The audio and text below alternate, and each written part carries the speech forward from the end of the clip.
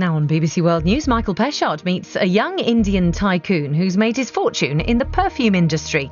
Sanjay Vadera reveals some of the secrets of the international business of perfumery, the marketing, the selling and the hype needed to create a successful scent. For this week's Peschardts People. Now on Peschardts Business People, meet Sanjay Vadera, a man with a natural instinct for trading. It was in my blood, yeah, and I think I was inspired by my mother in that sense that you could go and buy something and buy it for X and sell it for Y and make a tidy profit.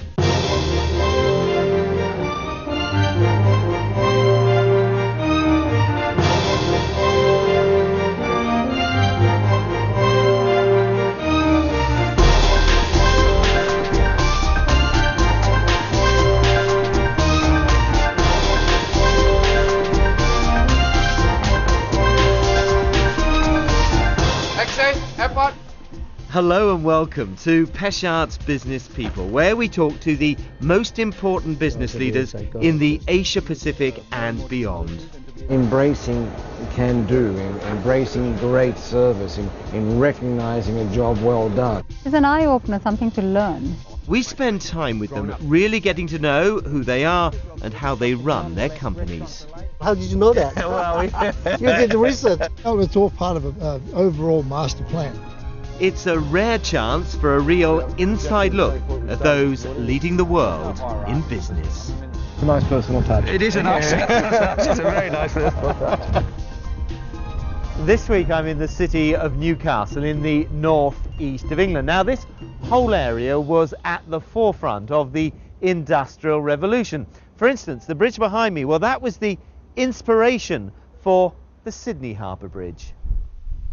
There's history around every corner in this part of the world, solid and lingering remains of an enormously proud industrial past, which is being updated for the future. But the man I've come to meet has built a business empire out of something that simply lingers in thin air. Sanjay Vadera has built a highly successful wholesale and retail business, buying and selling perfumes and fragrances on a huge scale.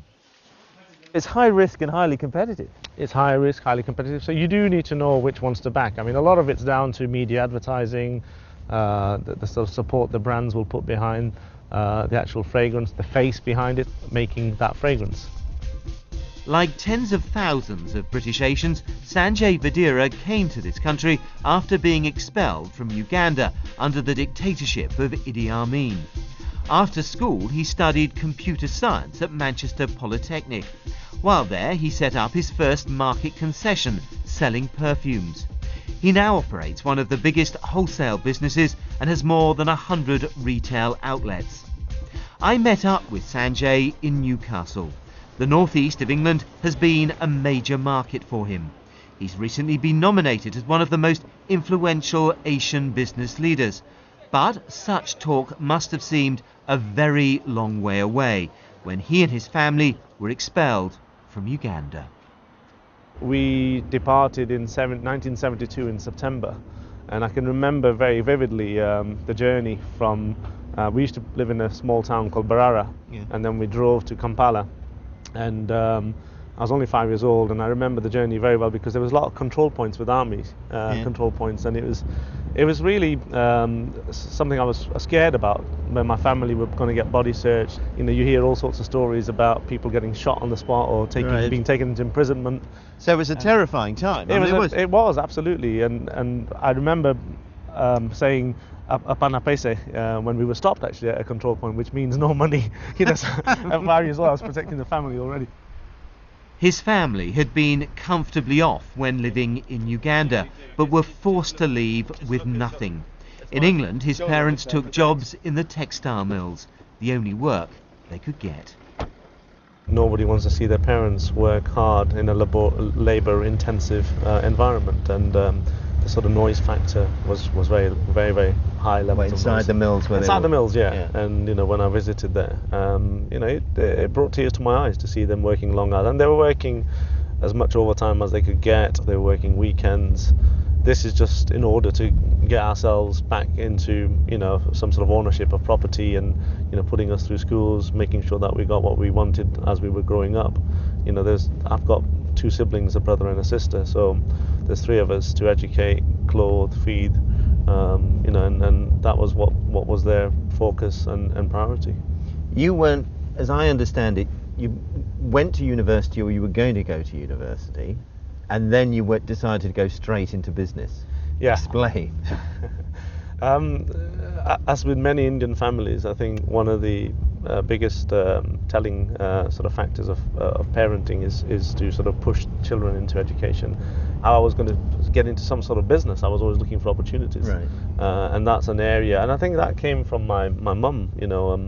My mum used to, while she was working hard in the mills, on a part-time thing, what she used to do was buy product from lots of warehouses or factories and then resell them. As I understand it, you had a stall. You had a what? Yes, I used to. While I was at the university, I worked in a menswear store, and I used to only work there on Saturdays. And I noticed that there was a concession within the store, right at the front of the store, which was a jewellery concession.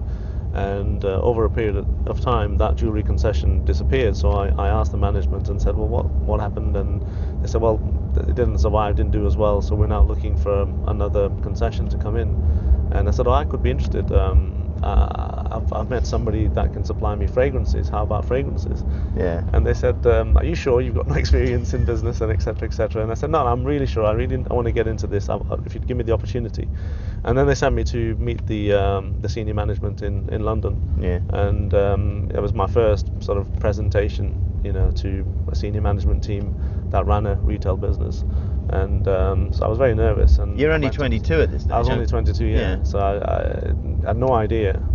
I knew what I wanted, but I didn't know how I was going to present it to them, and how I was going to convince them that without any money, without any lack of experience, how I was going to get them to give me this little space to sell fragrances from.